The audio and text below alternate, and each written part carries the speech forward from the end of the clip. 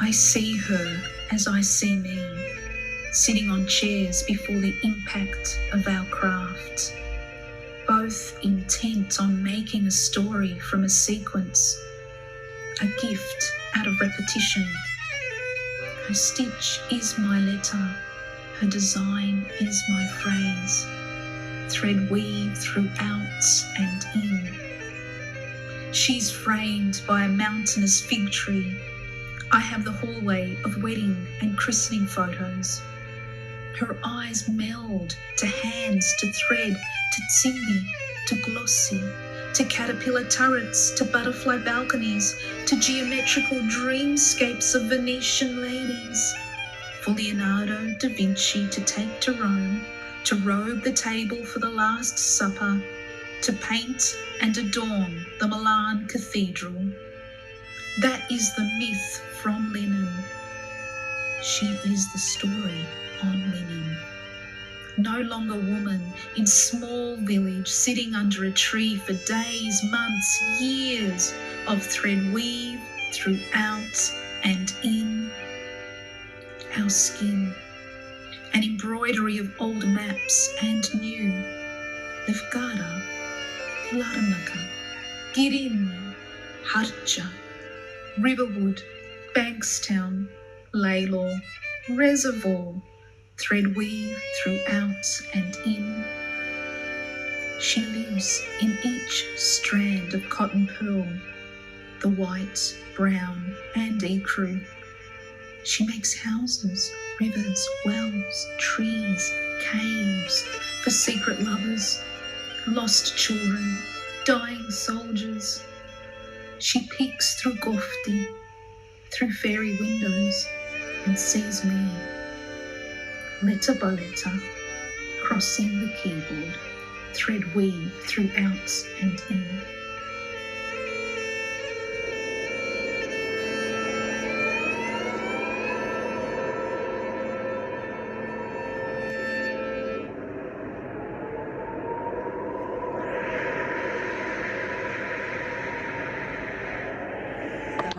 The first video has gone past.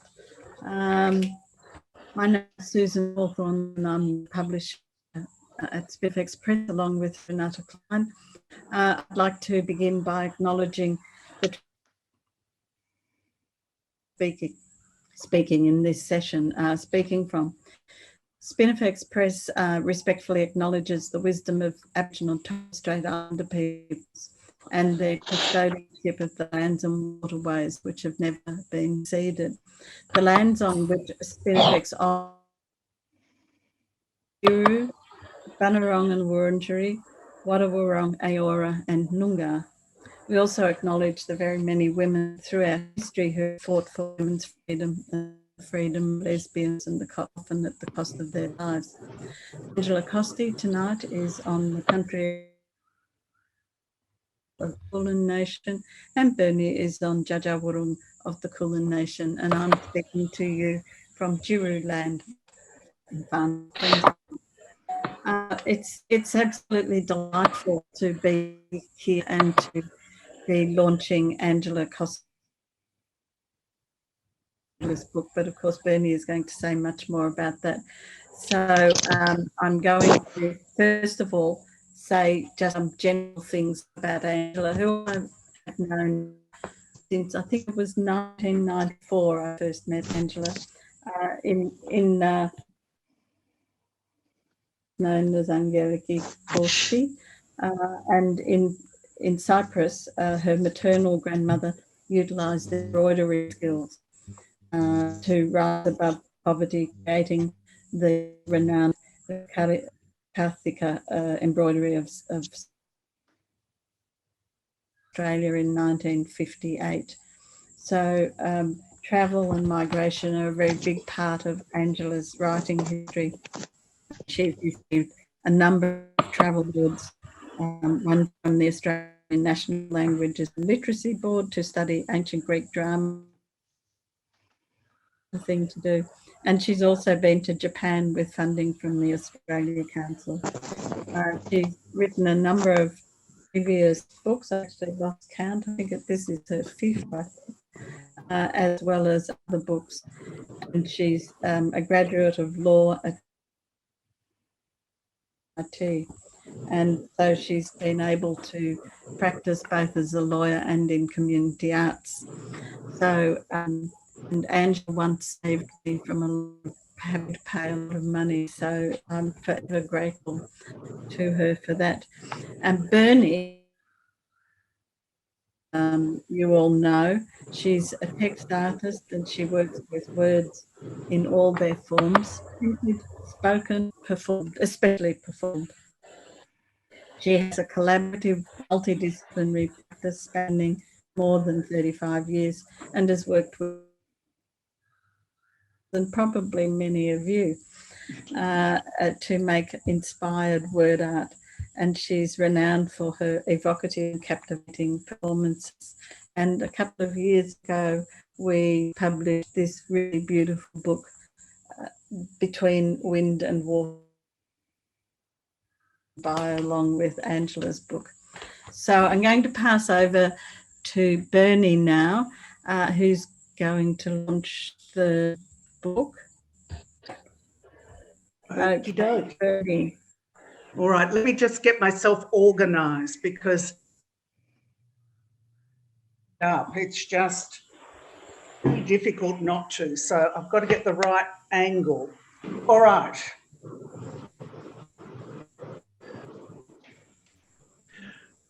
Firstly, let me say what a great honour it is for me to launch an embroidery of old maps and new, published by Spinifex Press.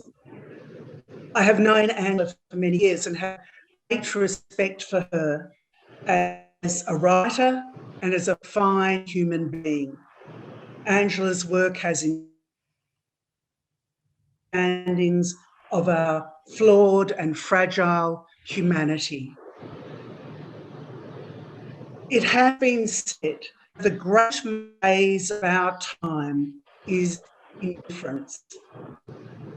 Angela Costi has,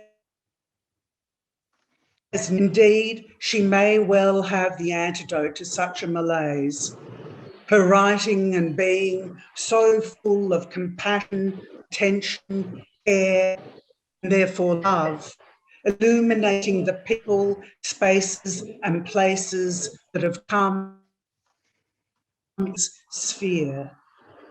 She maps movement, geographical, temporal, psychological, cultural, of generations of women, mainly. Movement that is instigated by wars, violence, exploitation, burdens, fear, pain, frustration, anger, disappointment, rage, trauma. And movement also instigated by possibility, curiosity, understanding, for happiness. She is grounded by tradition, one that she inherits and shapes as her own. After all, traditions are always dynamic. How else perhaps being made anew? Language, culture, stories, experiences frame the world she explores and charts. From her grandmother, stories, embroidery, the famous embroideries from Lefkara. Since the 14th century, the women of Lefkara have created exquisite embroideries in a confluence of indigenous art, Venetian courtiers' embroidery, ancient Greek and Byzantine traditional design. The embroideries spread across the world, linen in the grand halls, on tables, beds, and personages of kings and queens, popes, bishops, lords, and ladies, the rich and famous. Embroideries, both art and social practice. The women sit together in covered patios, in laneways, embroider, talk. The young girls around the women learn through observation, listening. And then the expertise is passed on through more formal instruction. Grandmother, mother, daughter. Once the art learnt, she designs works incorporating tradition, diverse influences, individual perspective, all with her own creative flair. The embroidery is stitched, the poem created, the thread drawn, connecting. An embroidery of old maps and new, from Making Lace, a poem in the collection. Each embroidery, each poem, a map charting the maker's world. Angela pulls the threads of inheritance, her grandmother's repetition of stitches of cotton in linen to create finely crafted works. The social practice of sitting, listening, observing, sharing. The particular experience of being a child of migrants escaping war and poverty, of being other, of being in between, and of being in many worlds, cultures, and languages. Forming an ear for all of this, and injustice. Angela pulls these threads together, makes maps to mark the stories she has heard, the places and spaces and people she encounters. The word map, from mappa mundi, meaning sheets of the world, mappa also means napkins. And we know that many a napkin has been stitched and drawn and scribed upon, map upon map. Angela is creating sheets of the world with the poems she so skillfully embroiders, intimate spaces intricately woven, the listening embodied. She is a poet, a maker, as from the Greek word poien, meaning to make. She draws the threads of linen, the line, to make the design that marks a place where unfamiliarity begins to be known. New places marked on old maps, new maps, poems that draw us into place. An embroidery of old maps and new. Spread before us, a fabric of linen, a fabric of lines, threads, mapping a world traversed by women, sharing, making, listening, with head, heart, hand, body. These poems, these embroideries,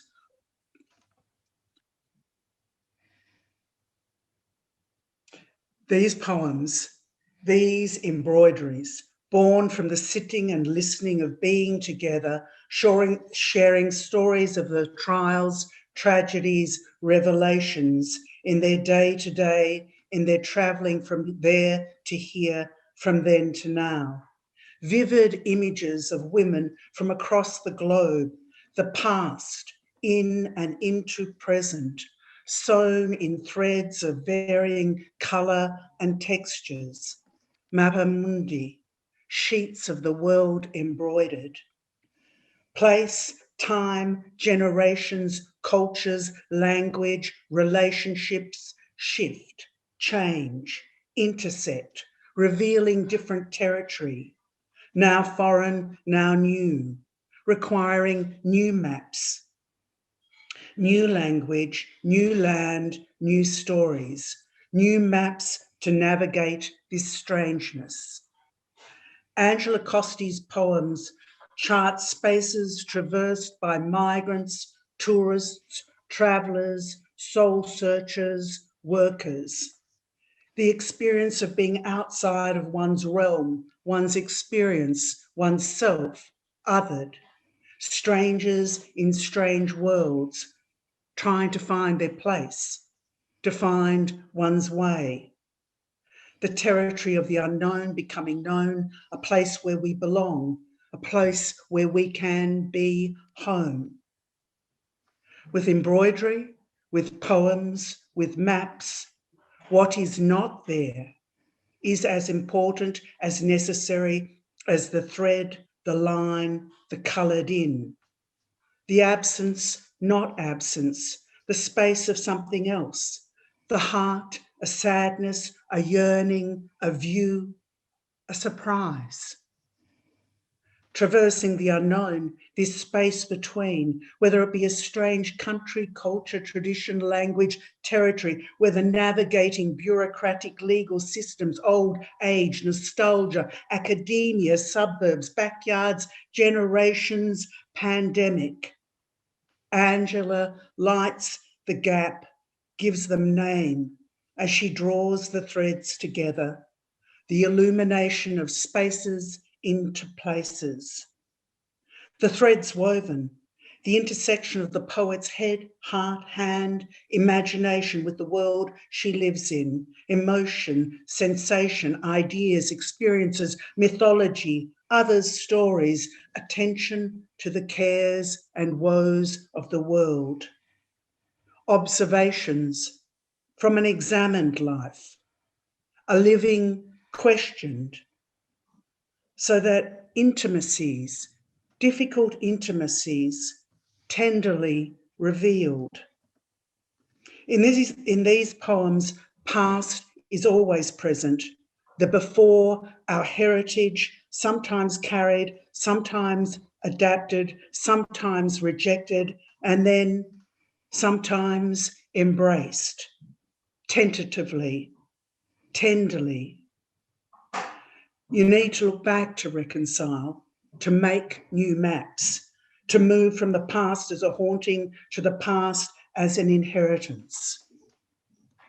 Angela deftly, thoughtfully weaves experiences, stories from different times and places, so they amplify each other, give us perspectives, understanding as part of the long her story. Not surprising that language is fertile ground here, that sounds echo, shapeshift, words vibrate. They are economic and atomic, here and there simultaneously, twine us into multiple meanings. Language sounds unfamiliarity. The ability to speak or write the language, whether it be bureaucraties, jargon, dialect, or the country's language, holds apart, hides others, or invites in, reveals, connects. Language, a barrier or a carrier to access, belonging, to speak, to voice, to be.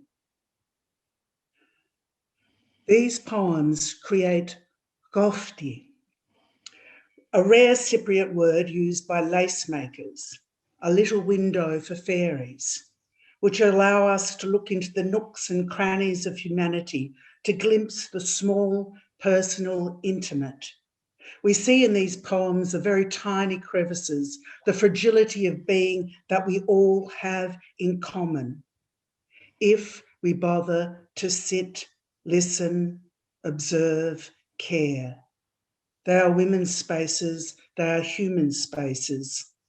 These are poems that map the impact of the worst of humanity, of our warring, exploitative, greedy superiority, and of the most gentle. In fine, gracefully woven moments, large issues writ personal. Precise images open out, tiny stitches detailing the larger design. Bodies scarred, hollowed, hungry, an empty purse, a signature, an apricot tossed, a plate of horta, a blue sky framed, sharing stories, her stories. These rich embroideries charting the delicate, poignant moments of individual worlds to be treasured. Angela Costi's An Embroidery of Old Maps and New, incorporating tradition, diverse influences, individual perspective, all with her own creative flair. In the space of a stitch, in the space of a space, draws the lines of connection, skillfully stitches together with compassion, attention, care, and love. We do not voyage in the sea of indifference here. An embroidery of old maps and new, now launched.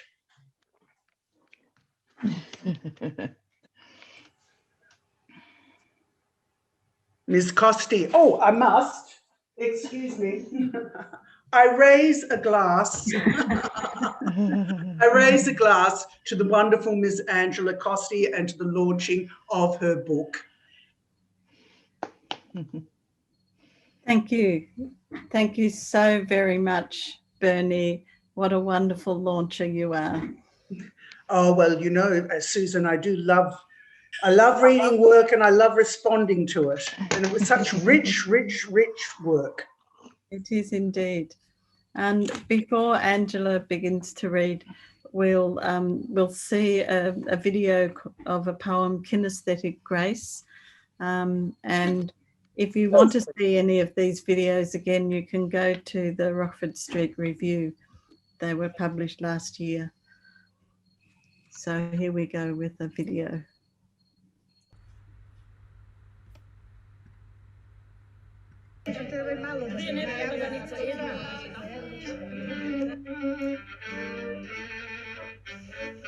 This woman talks to me with her hands. She always has, since birth. I have failed to grasp them. I followed the voices and text I found outside the home. Words on pages in whatever language, discipline or culture bound by libraries. Left this woman to create her own story with soil and seeds, flour and salt, a cloth, a needle, a pot, an oven. Her fingers are an alphabet I had no patience for. This is the woman who knows how to hold with her lined and stained hands the story of all those other women we service with a system of payouts. Those women of colour on the General Motors assembly line playing the conveyor belt like an instrument they will never learn. Those Hispanic women wearing the paper masks as they spray jeans and their lungs into shreds.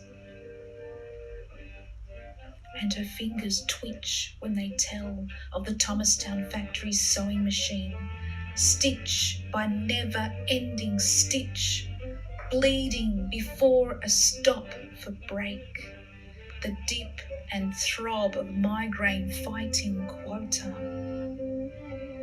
This is the woman silenced by statistics. We must search for her, not in photo albums nor newspapers. We must go out to the wild woods where there are trees left to grow old, like hunting for prized truffles. We must smell, touch, taste, and when we see her, hold out our hands as children willing to learn.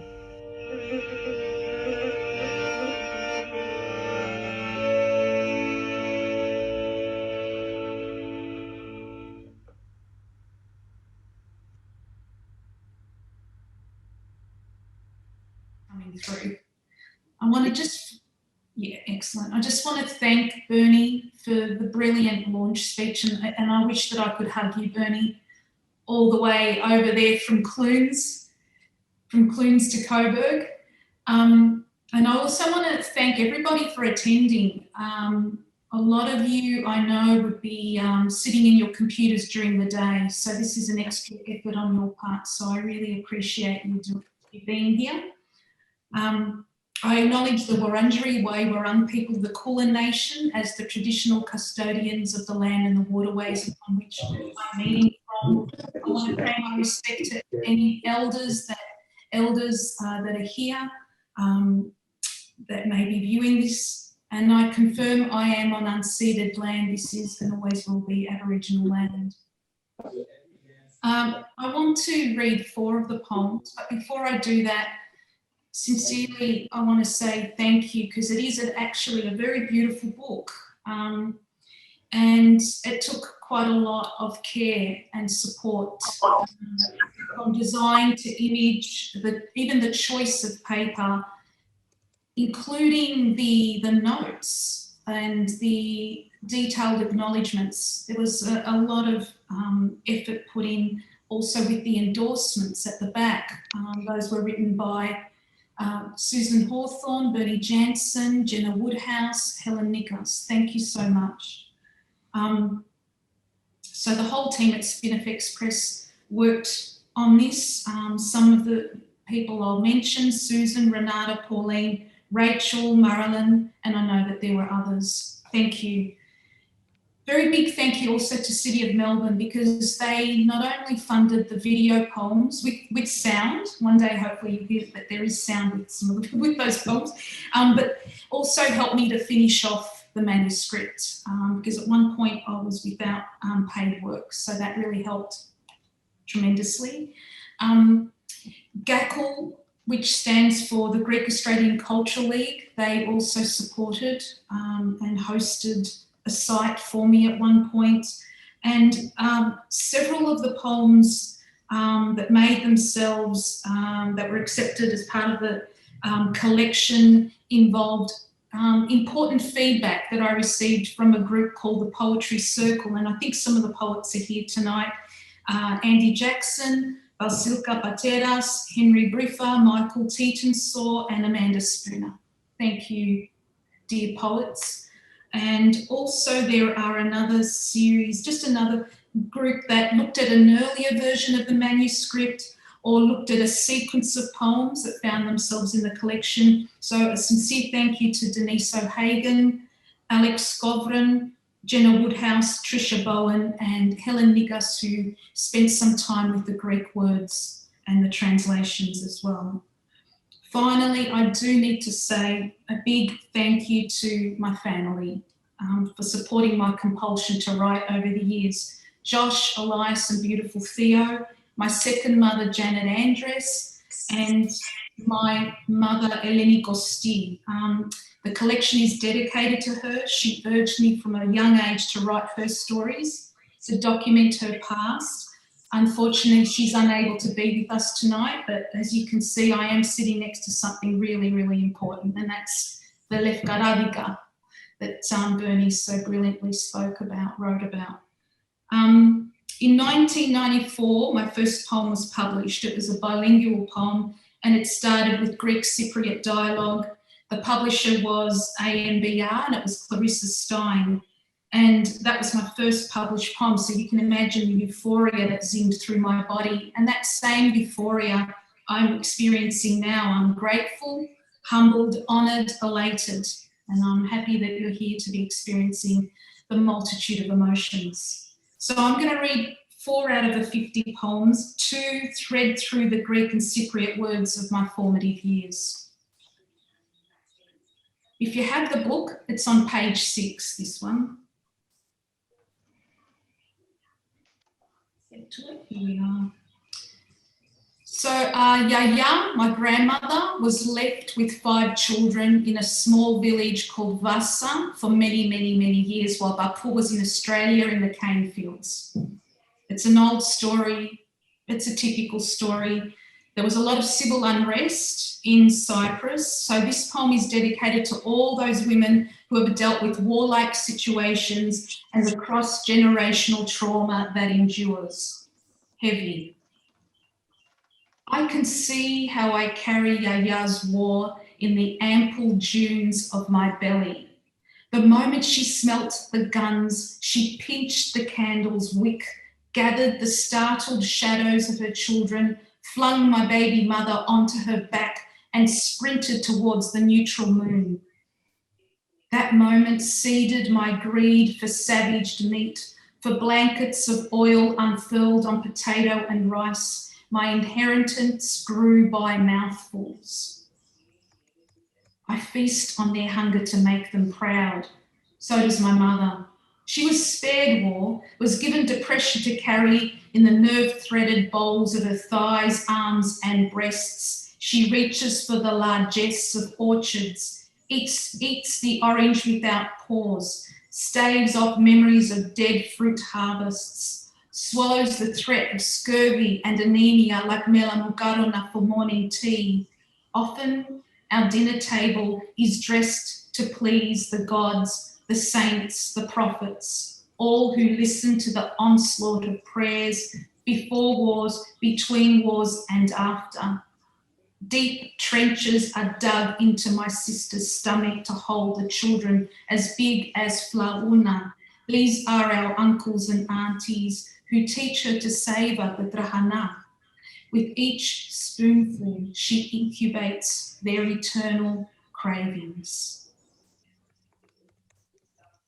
The next poem threads also Greek and Cypriot words, in particular a refrain from a very old Cypriot Greek song, Stile mana sto nero, which in essence means send me to fetch water, mother. It's on page 15. Night shift crescendo. The rain is slapping her window harder, harsher. Stamata, stamata. She knows this warning well. The wipers are trying to fend off the slaps. Viene piso, piso. The intersection is amber light and proffers a U-turn to 5 minutes ago. Evans Street, Laylaw, Melbourne, Australia, or 5 years since, Mudpath, Torn Village, Harja, Cyprus. One home has her gulping her coffee like medicine, covering her lips with Mavro Kerazi, forcing her thick curls to conform, fighting with the shadows for her car keys, leaving her kids to their toothpaste battles, to their adopted bedtime stories, walking the dirt carpet to her tired capri, igniting the engine to deafen the dialect, haunting the radio announcer's slumber with a song of guilt at the village well when water was carried like a secret lover. Stile me mana sto nero, nasutofero, groseron. The older home has crept into the car, in the back seat, blowing into her ear, lyric, seed, graft, sprout. Inega que esclava, bandata inne. With the rain turning into the water, brimming with threats to spill. Stile me manas to nerona sudofero gataro. There was that one path her bare feet knew, like her mother's command. Viene grivo ragorimu. And now she is stopped at a green light, wanting the rain to drown her horn of rage.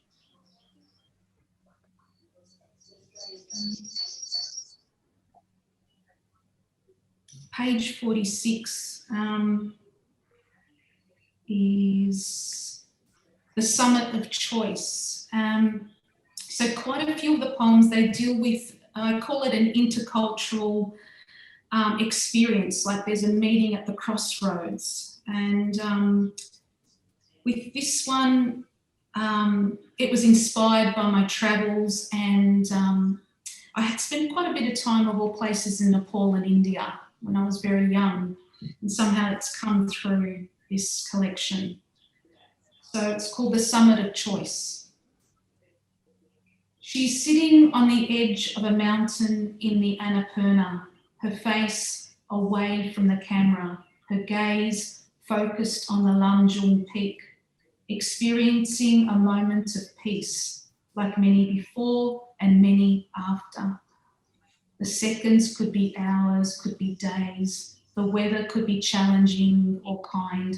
She could be alone or surrounded by trekkers.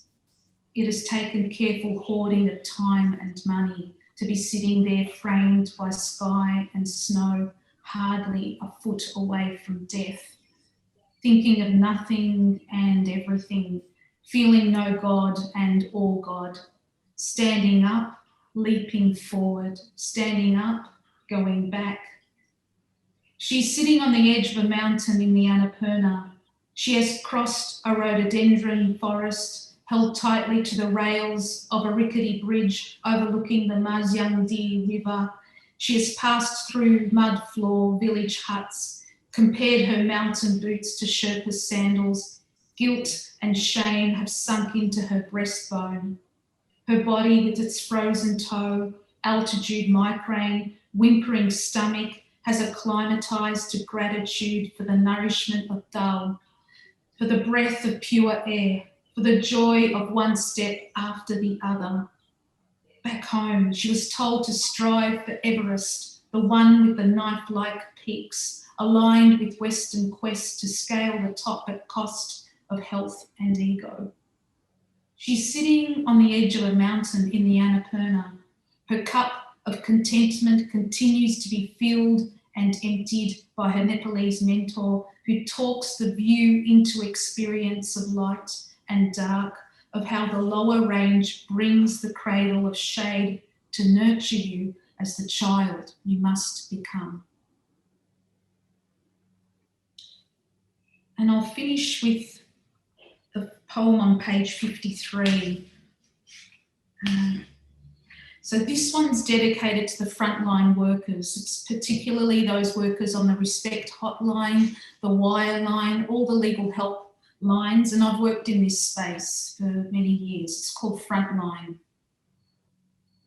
Some stories remain like bruises. Others are bullets, those told with fear pounding the phone. There is the breath you listen for as well as the word. Each one counts, the breath, the word, the breath. Allow the story to battle itself into existence. The woman is all ages. She is all colours, both rich and poor, able to dodge grenades, run, hide, implode with the word, the breath, the word. Erin, Poppy, Franca, Nivi, whisper, sob, scream, reliving their trigger into the phone. His eyes get that way, the smell of his sick mouth, Charlie crying and crying for a feed, me unable to get up, my blouse a mess of milk and blood. Where is the breath? There is history compounding their words. I hear their mothers and their mothers' mothers. Their words are carefully placed between each and every breath they have fought to possess for so long. The line is attacked during times families are told to expect gifts and joy. Children's voices raise the alarm. Mum, get off the phone, he's in the garage. Entrenched, pause on the alert. They throw a flare. Will anyone please pick up? Many abandon the queue, willing to go missing in action. 15 seconds is always too late. It's getting dark. The phone is ringing. The woman is saying, sorry, sorry, over and over. There is no one to tell. I want to talk, but I can't. We can breathe together, I say, and we do. When she is ready, she will tell me her story. At the end, she will hang up. I will gather her story gently in my arms, sing to it the song of honour and courage, wrap it in a shroud and place it alongside the rose and rose and rose. Thank you. Thank you, Angela. That's appreciated. I would just like to see if anybody has any direct questions that they want to answer, Angela, before we do our thank yous. And we will see if maybe if we can run one of the other videos as well right at the end, because it is nice to be able to hear Angela reading. Does anybody want to say anything? If you do want to say something, just unmute yourself and speak up, or put your hand up. You can do that by going to the reactions bit down the bottom and put up a hand. And I think it'll go to you when that happens. Let's see, any hands? No. Wow. Well, you're all silent, but that's fine, because it's such a wonderful it's been such a wonderful event, and it's so nice to see all of you here. So many wonderful poets here that I haven't seen for years and years and years. So I'm glad that we can at least see one another online. Please do encourage all your poetry friends, and I'm sure there are many, to buy a copy or to order it over the Spinifex website. So I'm going to hand over to Renata Klein, who will finish the thanks just and say a few more words. Renata, turn on your microphone if you haven't already. Yes, no, I have. Thank you, Susan. So I'm Renata Klein. I'm the other publisher, the non-poetry publisher at Spinifex. And I'm really, really moved by especially seeing this video, and it was definitely improved with the sound. So thank you, Rachel. Rachel is really our digital queen. What will we do without her? And I have to say, Rachel is our promotions manager who raced back from her holidays to be able to do her magic at this launch. Thank you for that. And I want to thank especially first Angela for publishing with us. Your poetry is really magical, and also thank you for mentioning that the book is really beautiful. It is, and we all pride ourselves at Spinifex for having beautiful books, not just the cover, but the insides of books as well. And so we work with Helen Christie, who does the typesetting, and with Deb Snipson, who does practically all our covers. They are very wonderful. Then I want to also thank very, very much Bernie for her inspiring words, and also reading Angela's poetry with great gusto. Thank you, Bernie. And like with your own book, you do nothing by half. So thank you very much for your dedication to art. Then I just want to briefly thank the Spinifex team. Angela mentioned already most of us. Firstly, Marilyn Damiano, our office manager for more than 20 years, without whom we wouldn't be able to exist. And now she has a very wonderful offsider, Sharon, who helps her lift the heavy boxes. Then I've already just mentioned Rachel McDermott, our promotions manager and newsletter organizer, and she did our new website. And if you are not already subscribing to the Spinifex newsletter, please do so. It's free, and it tells you what we're up to, which wonderful things we're up to. This is actually the second poetry book launch this year already. We had a very good one with Robin Rowland as launcher 2 weeks ago of Usha Akela's book, I Will Not Bear You Sons. And that's also on, in fact, just today, Rachel sent out a poetry newsletter. Then I certainly don't want to forget Pauline Hopkins, who may not be here because she's still working at her other job, for doing together with Susan the editing of Angela's book. And I really hope that, Angela, you were happy with what Susan and Pauline did. And last but certainly not least, Caitlin Roper, who is our social media queen and does all her wonderful things on Twitter and on Facebook and Instagram. I'm sorry, I'm distracted here by our dog who thinks it's really enough. And we're thanking her very much also for her input. I think that's probably enough. I just want to perhaps say again that we pride ourselves at Spinifex for doing poetry books, because you probably know that many publishers just said, oh, you can't publish poetry, they don't sell. But we're actually going to do another poetry book later the year by Liz Murphy, that many of you will also know Liz. But in between, we also will publish Cheryl Adams' next novel, Out of Eden. I think Cheryl was here this evening.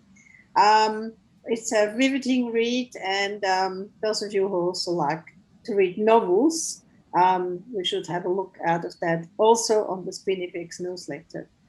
And I think that's probably enough. So I thank everybody for coming. And thank you again, Angela, for being there, and Bernie for being there, and everybody else. And I hope you're having a very nice evening. Thank you. Inspired by beautiful poetry.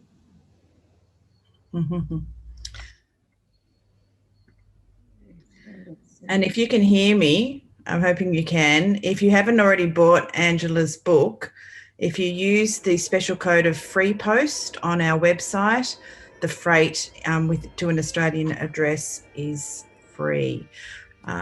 So hopefully you'll do that. I see her as I see me, sitting on chairs before the impact of our craft, both intent on making a story from a sequence, a gift out of repetition. Her stitch is my letter, her design is my phrase, thread weave throughout and in. She's framed by a mountainous fig tree. I have the hallway of wedding and christening photos. Her eyes meld to hands, to thread, to timby, to glossy, to caterpillar turrets, to butterfly balconies, to geometrical dreamscapes of Venetian ladies. For Leonardo da Vinci to take to Rome, to robe the table for the Last Supper, to paint and adorn the Milan Cathedral. That is the myth from linen. She is the story on linen. No longer woman in small village sitting under a tree for days, months, years of thread weave throughout and in our skin. An embroidery of old maps and new.